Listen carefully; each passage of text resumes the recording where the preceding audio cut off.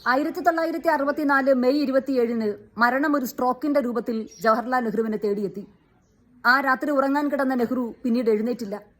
നെഹ്റുവിന്റെ അപ്രതീക്ഷിതമായ മരണം സ്വാഭാവികമായും ഈ രാജ്യത്തുണ്ടാക്കിയത് ഒരൊറ്റ ചോദ്യം മാത്രമാണ്: നെഹ്റുവിന് ശേഷം ഇന്ത്യയെ നയിക്കുന്നത് ആരായിരിക്കും? 1947 ബ്രിട്ടീഷ് കൊളോണിയലിസത്തിൽ നിന്നും ഈ രാജ്യത്തിന്റെ ഭരണസാരഥ്യം ഏറ്റെടുത്ത് നയിക്കാൻ നിയോഗിക്കപ്പെട്ട നെഹ്റു 17 വർഷങ്ങൾ കൊണ്ട് പടുത്തുയർത്തിയ ജനാധിപത്യ ഇന്ത്യ ഒരൊറ്റ രാത്രി ഇരുണ്ട് വെളുക്കുമ്പോഴേക്കും അരാജകത്വത്തിലേക്ക് കൂപ്പുകുത്തിപ്പോകുന്ന ഒന്നായിരുന്നില്ല. ഇന്ത്യയെ കരുത്തുറ്റ ഒരു ജനാധിപത്യ സോഷ്യലിസ്റ്റ് റിപ്പബ്ലിക്കായി രൂപാന്തരപ്പെടുത്തി എന്നുള്ളതാണ് നെഹ്റു ഇന്ത്യക്ക് നൽകിയ ഏറ്റവും വലിയ സംഭാവന.